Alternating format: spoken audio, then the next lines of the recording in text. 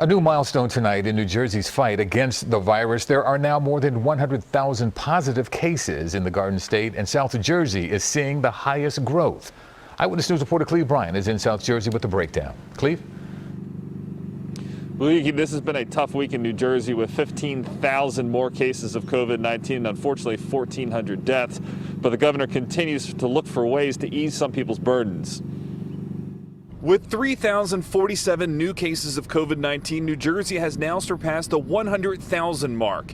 And of that, 5,600 people have died. Grim milestones, and perhaps just as alarming, is that the virus continues to migrate from the New York to Philadelphia region.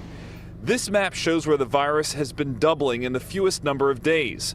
The dark orange counties indicate that COVID-19 is now spreading fastest in South Jersey. I cannot be more clear or more plain. Everyone has a role to play in slowing the spread of COVID-19. We have to work together to lighten this map. On a positive note, the number of people becoming severely sick continues to decline significantly over the last 10 days. Well, our hospitals are reporting 6,847 hospitalizations last night.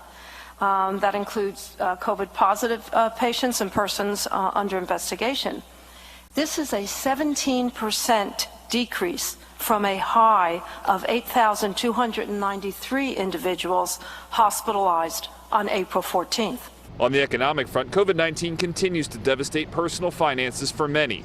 So with rent and mortgages due a week from today for many, Governor Murphy signed an order allowing renters to use their security deposits to pay rent and clarifying that mortgage forbearance paybacks must be tacked on at the end of loans. To clear up these and other accommodations, the state launched a new website. So that's the new section, and that will be a point of reference for both tenants and landlords as to their rights and responsibilities.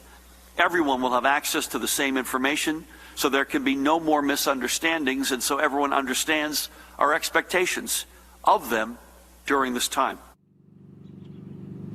On a positive note, Governor Murphy gave a shout out to students at the LEAP Academy in Camden who are using a 3D printer to create 1,000 face shields for healthcare workers. Reporting live in Washington Township, Cleve Bryan, CBS 3 Eyewitness News. How about that for the young people? Good to see. Cleve, thank you.